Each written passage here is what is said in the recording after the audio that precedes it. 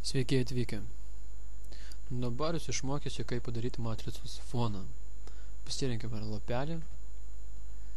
Taip. Ir viską uždažom juodai, kad būtų juoda spalva. Taip, pasirinkiam Paint. Gerai. Dabar mums pasirinkiam tekstą ir kad mums rašytų viską vertikaliai. Tai tekstą gal fonas būna Arial. Na, o dydis, kad būtų maždaug 6-5, kaip norit. Gerai, ir dar pasirinkam spalvą. Na, kaip žinom, matau spalvą, tai kad būtų geriau žalia. Na, va, kad tokia būtų maždaug spalva. Gerai, čia taip va darom. Ir dabar pasirinkam, na, kažkokią tai nors kodą, kaip čia pasakyti, kad geriau tai va būtų, kad nereikėtų ten daug ką rašyti. Taip, nukopijuojam, Ctrl+C.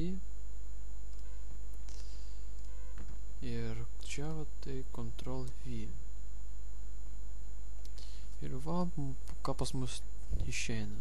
Gerai, o čia galim pasirinkti, keisti galim poziciją, ar taip, kaip mums tai yra geriau. Gerai, dabar negalim. Aš taip aplamai mėgstu daryti, net pasirinku ir vėl šitą tekstą. Na kad ir Ctrl+V. Va toks va maždaug išeina pas mus fonas. Gerai. Tai dabar vėl pasirinkiau foną, bet kad rašytau horizontaliai. Tai koks čia mums pasirinkti tokį foną? Na, yra tokį foną kaip matrica, bet tokios kokios neturiu. Tad pasirinksiu terminal. Na ir dydis tegul būna 100. Na ir spalva tegul būna pas mus balta.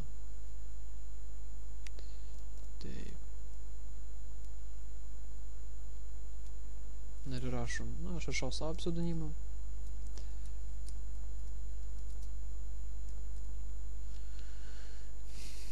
Gerai.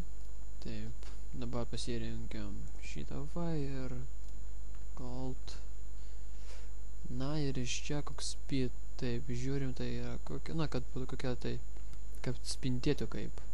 O čia maždaug šiaip.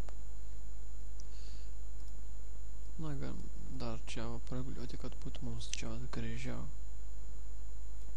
Na, vat maždaug taip turėtų atrodyti ir pas jūs.